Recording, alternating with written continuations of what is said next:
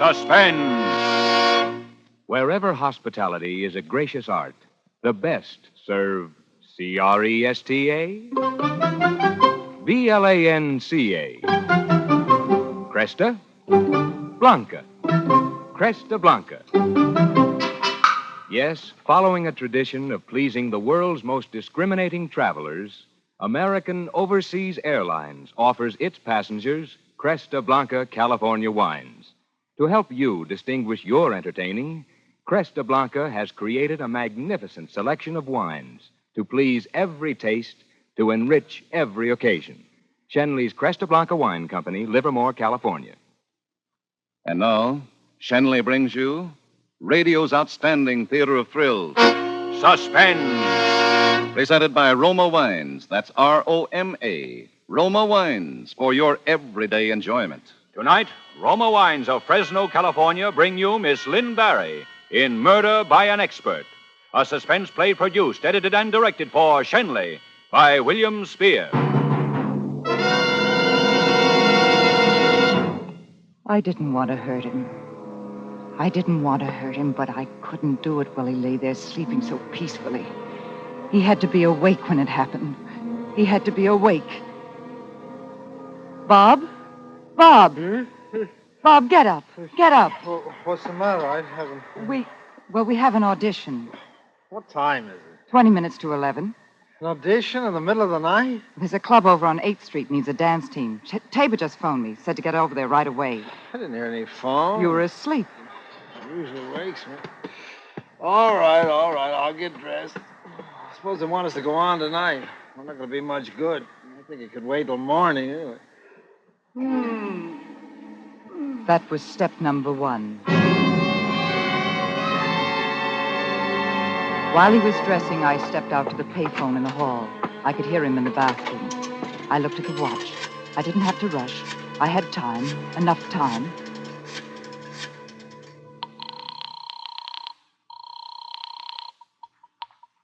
Yes?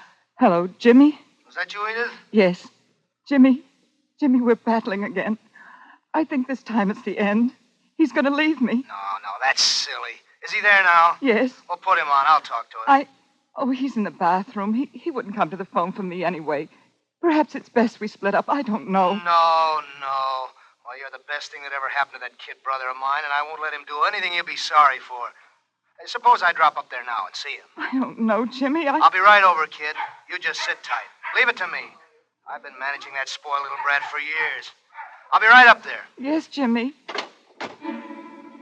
Step number 2.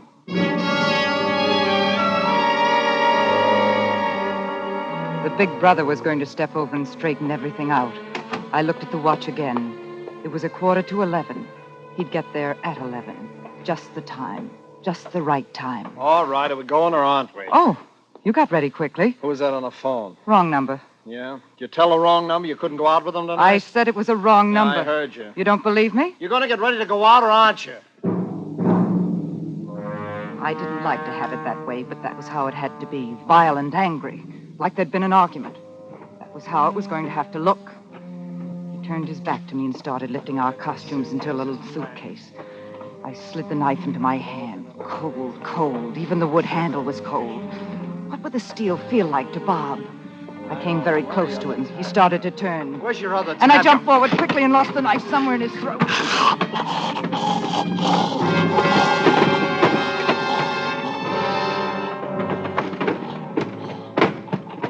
I hadn't meant to let the knife slip out of my hand that way.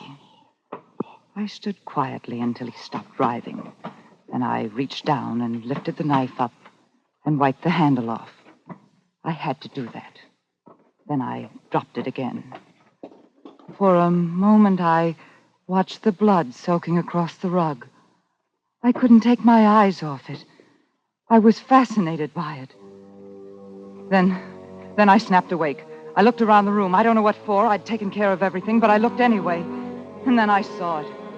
The little pocket watch that George had loaned me for the timing, because everything had to be timed right, just right. I must have put it down there when I did it.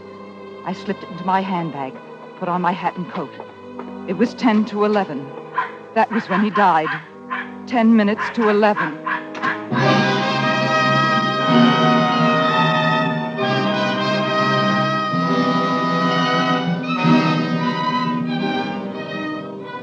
For Suspense, Roma Wines are bringing you Lynn Barry in Murder by an Expert.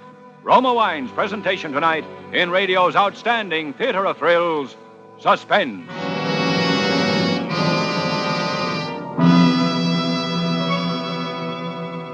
Suspense, radio's outstanding theater of thrills, is brought to you by Roma. That's Roma.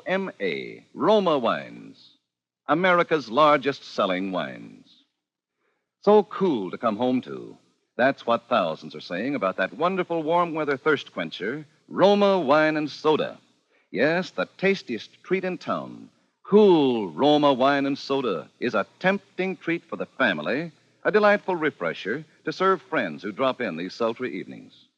Just half-fill tall glasses with your favorite Roma California wine, such as Roma Burgundy or Sauterne. Pop in a few ice cubes. Fill with sparkling water, sweeten to taste. Remember, wine and soda made with Roma is better tasting because Roma wines are selected for your pleasure from the world's greatest reserves of fine wines. And now, Roma Wines bring back to our Hollywood soundstage Lynn Barry as Edith Reed in Murder by an Expert, a play well calculated to keep you in suspense.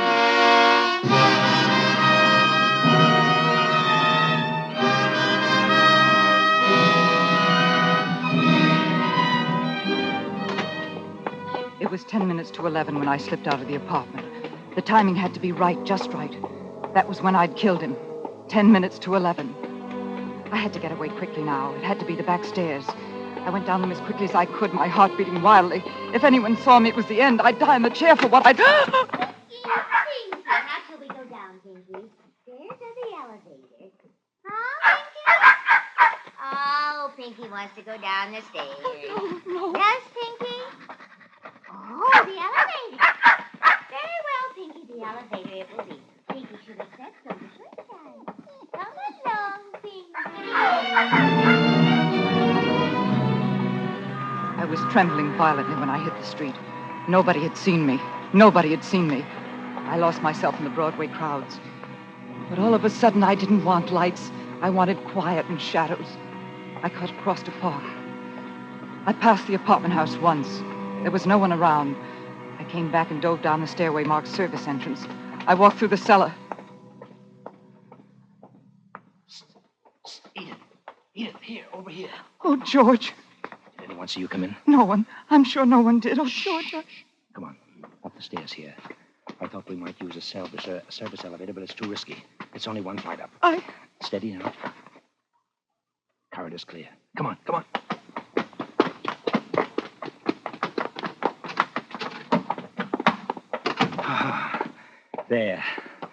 There, it's all over.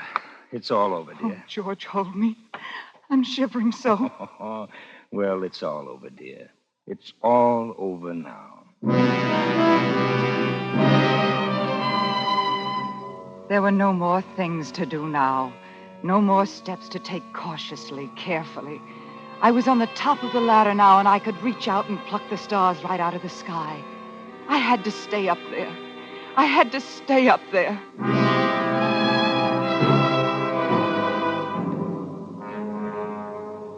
I wasn't nervous at all. Wow.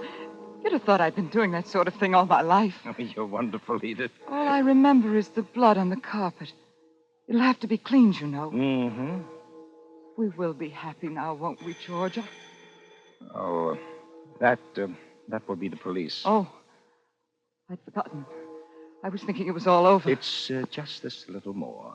Do you feel up to it? Oh, I'm all right, dear. I'll be fine. You'll see. I won't throw it all away now. Open the door. Ms. Reed? Yes? We're from the police department, Ms. Reed. The police department? What? Well, Ms. Reed, your husband's had an accident. Bob? Tell me. Tell me. He's been stabbed, ma'am. He's dead. Bob? What? We'd like to have you come down to headquarters to identify him and... Bob? Oh, no. Oh, no, no.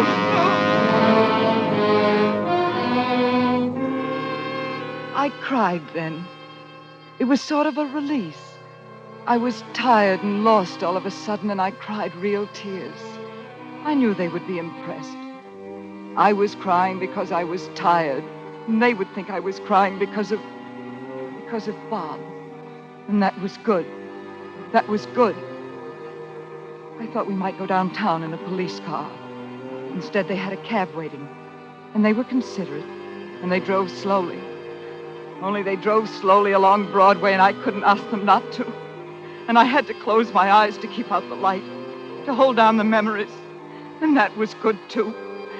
They thought the pain I was having was grief over Bob. He's in here. This door here. On the table here. Just a lump under a white sheet. Just a long lump under a white sheet, all that was left of Bob. All that was left of the man who'd been my husband. I'll have to take the sheet off his face now, Miss Reed. Steady. This your husband? Yes. Yes, that's Bob. Steady. Steady. That'll be all in here, if you'll come with me.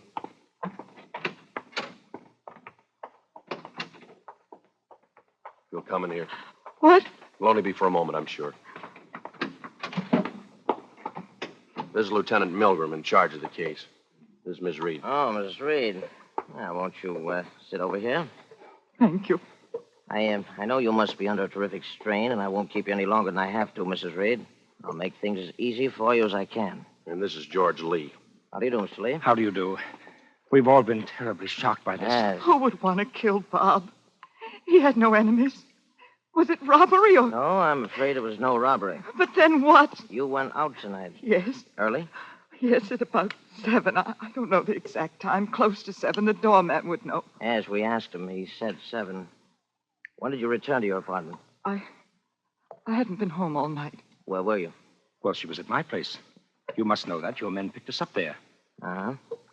Yes. Yes, she was with me. Oh, on business, I assure you. Mr. and Mrs. Reed were two of my dearest friends.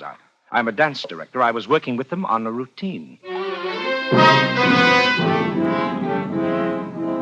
He had wanted me to say I'd been in another man's apartment. He had wanted me to come right out and say it. Cops thought it was unnatural to be too good. They became suspicious if you were too good. There was a leaky water faucet that kept dripping somewhere in the room. And you stayed in the apartment till now? Yes, of course. I see. What time did you get to Mr. Lee's apartment? About 7:15, I guess. Doorman up there? Yes. Suppose he saw you go in? Yes. Oh, look, Inspector. Lieutenant. I'm sorry, Lieutenant. You're not thinking that Edith here could have had anything to do with this horrible thing? I didn't say so, did I? Well, I can assure you that Mrs. Reed did not stir from my apartment all evening. Uh-huh. Well, before you left your own place, Mrs. Reed, you asked a neighbor to go into your apartment at 11 o'clock and wake your husband up, didn't you? Yes. Bob was supposed to come with me to Mr. Lee's, but he had a headache and said he would lie down for a while. Try to sleep it off and join us later. I asked Mrs. Ryan to drop in on him at 11 and wake him. Uh-huh. I knew he would sleep it out if I left him alone, and I did want to get this routine finished. I see. Mrs. Ryan didn't stab him. No, Miss Ryan didn't stab him.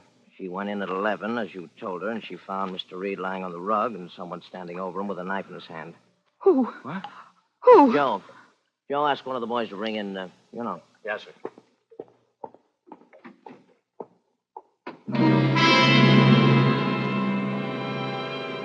The timing had been perfect. Everything had gone well. I was aware that I wasn't shivering anymore. I was complete master of myself now. I had nothing to be afraid of now. Why, he'd even picked up the knife. Edith! Oh, Edith, thank heaven. Jimmy, what? Edith, will you tell these guys what's what? They seem to be in some kind of a fog. They think I killed Bob. I don't know what's happening to me, but... Easy. You don't mean he. Yes, he's the fellow Mrs. Ryan found with a knife in his hand, his own hunting knife. Oh, no, that's impossible. Bob was his brother. Jimmy, I know you didn't do it. Well, of course I didn't do it. Tell them about the quarrel. Tell them about the phone call. About the quarrel? The phone call? Yeah, tell them that I was sort of a misfix-it for you two when things got out of hand. Tell them how I felt about Bob and you. What quarrel, Jimmy? What phone call? What quarrel? Well, the one you had tonight with Bob. I? What's the matter? Tell them about calling me up. Jimmy, what are you talking about? What am I talking about? You called me tonight from the apartment and said you and Bob were splitting up and... Well, why are you shaking your head? I just don't know what you're talking about, Jimmy. Bob and I didn't quarrel. I didn't call anyone. What time did the call come? Oh, about 11:15, and around that, I said I'd be over and try and straighten things out. Mrs. Reed was with you at the time? What? Oh, yes, certainly. Did you make any calls? No, none. Edith, for heaven's sake! Was anybody with you when you got the call? No, I was in bed. It was your knife, wasn't it, Mac? Oh, yes, but I don't know how it got to Bob's apartment. It was there when I got there. Bob was dead when I arrived. You quarreled with your brother on occasion, didn't you? Not quarrel. No, I was the older brother. I had to straighten him out once or twice. Mrs. Ryan says you often quarreled with him. Oh, they weren't quarrels. Edith, she used to call up when things went wrong, and I'd hustle over and help out. I had a lot of influence with Bob. I tell you, Oh, Edith, you're kidding with me. Tell him how I felt about Bob. Go on, tell him. You killed him. You killed him. Edith! I told you I loved him. I told you that the last time you asked me to leave him and go with you.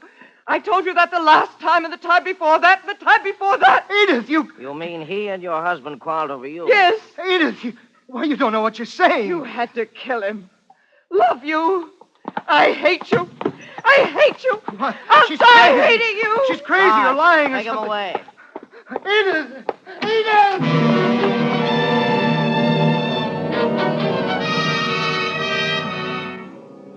I did it well.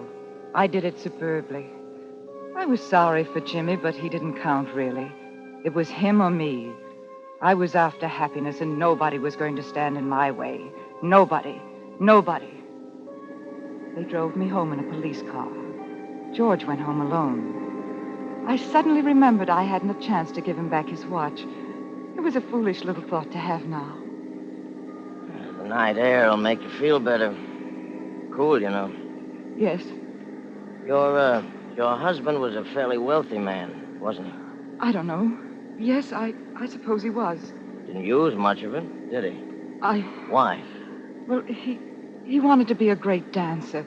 Show business was in his blood. Oh? He said he was going to become as great as Astaire or Bolger or Kelly. Oh. And he was going to do it the way they did it, the hard way. He wasn't going to buy success. He insisted we live on our club earnings and ignore the other... I see. Well, you'll be quite a wealthy woman now. I don't want to think about it. Here we are, Chief. Well, good night, Mrs. Reed. Oh, it's almost 2 o'clock. Good morning, Mrs. Reed. Good morning. Want me to see you in? No, I'll be all right. Thank you for everything.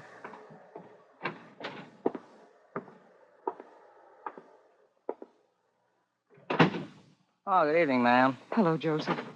6, please. I'm sorry Thank you, about Joseph.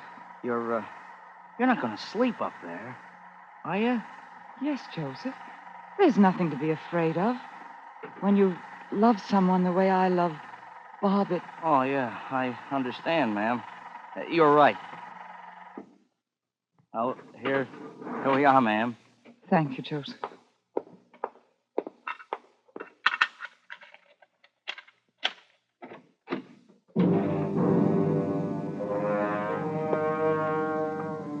I stood in the doorway for a moment before I snapped on the light. I thought I could smell the death in the air. They do in novels. But there was nothing. Nothing. I snapped the light on and closed the door. The police had cleaned the room nicely. There was only the spot on the rug. Only the blood on the rug. There was nothing here to be afraid of. No voices, no ghosts, nothing. I was tired. I needed sleep badly. I went into the bedroom and locked the door and tried to sleep. Can you be so tired that you can't sleep? Can't even force an eyelid down over your eye? Can you be that tired? And the blackness and the quiet, they seem to be smothering me. And then I heard it. At first I didn't know what it was. I wasn't frightened. I just didn't know what it was.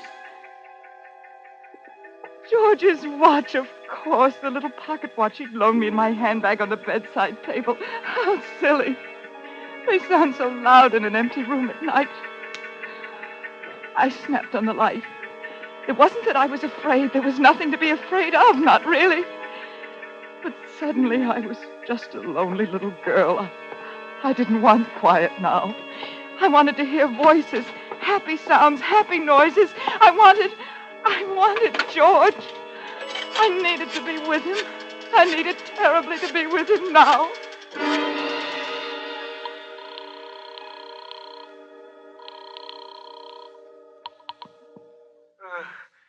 Yes? George? Oh, Edith, what's the matter? I forgot to give you back your watch. Oh, Edith, don't be silly at a time like I this. know it. It isn't really that. Well, what is it? I've got to see you. I'm coming over. No, wait. At this hour, it's silly, Edith. It's dangerous. I can't help it, darling. I've got to see you. Oh, wait a minute. Not here. There's a little place on 7th Avenue, an all-night lunch place near 40th. Dillard's, I think it is. Right away. All right.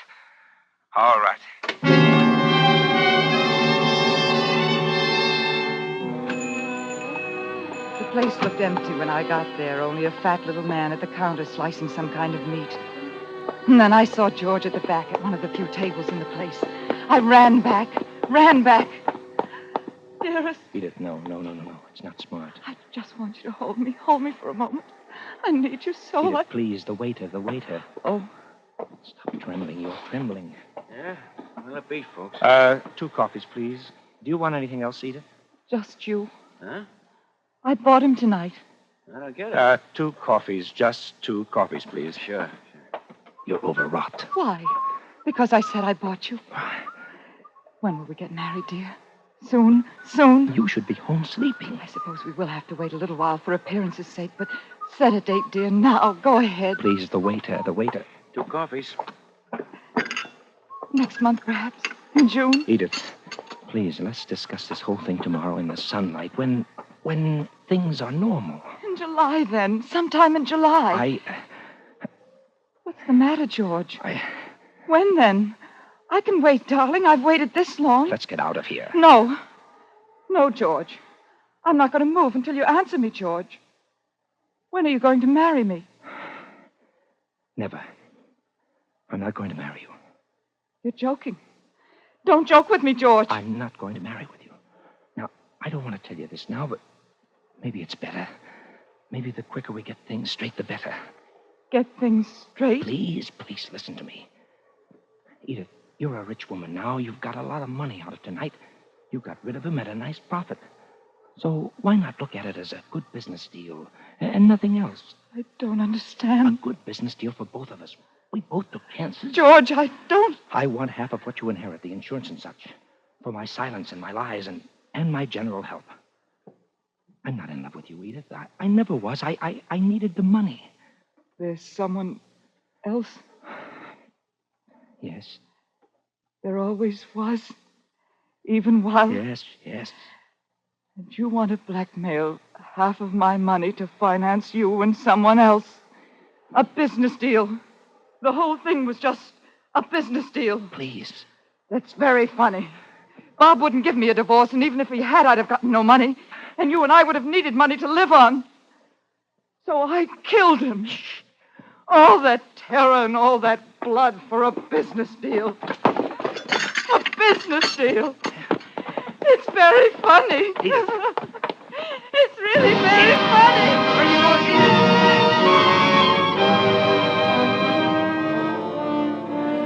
I got out of there somehow and back to the apartment. Oh, I knew what I was going to do.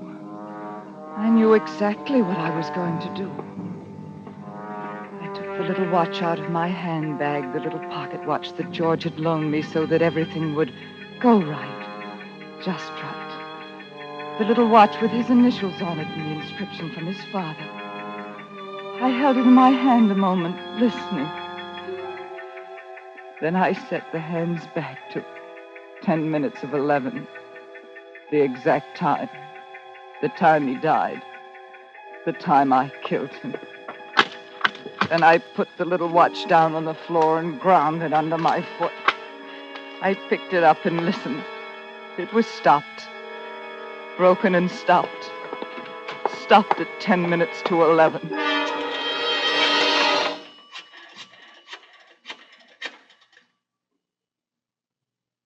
Lieutenant Milgram, please. Lieutenant, this is Edith Reed. I lied to you, Lieutenant. George did it. We planned it together. Why am I telling you?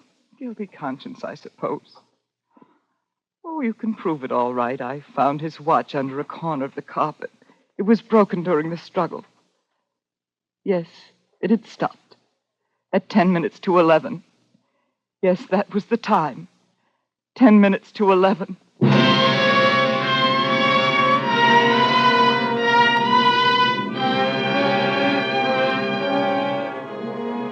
It's terrible to love someone as much as that. I wonder if the other one loved him that much. But he'll never know now. And I suppose he'll never forgive me. George will never forgive me.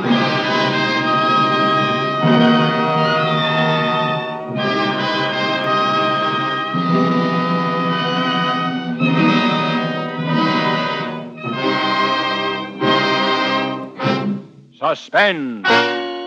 Murder by an Expert, starring Lynn Berry. Presented by Roma Wines. That's R-O-M-A, Roma, California Wines. Those better tasting wines from the world's greatest reserves of fine wines. Better taste is the reason Roma Wine and Soda is one of America's favorite summer refreshers. In Roma, you enjoy better taste that starts with the natural juices of California's choicest grapes. Then, with ancient skills and unmatched wine-making resources, Roma guides this grape treasure unhurriedly to peak taste perfection. These Roma wines are placed with mellow Roma wines of years before. And from these, the world's greatest wine reserves, Roma later selects for your pleasure. Try a refreshing Roma wine and soda made with robust Roma California Burgundy or delicate Roma Sauterne. After a sweltering day, it's so cool to come home to, and so much more delicious when made with better tasting Roma wine, America's largest selling wine. Lynn Barry may soon be seen in the Eagle Lion production, Man from Texas. Tonight's suspense play was by John Shaw. Next Thursday, same time, you will hear Jerome Cowan as star of Suspense. Produced and directed by William Spear for the Roma Wine Company of Fresno, California.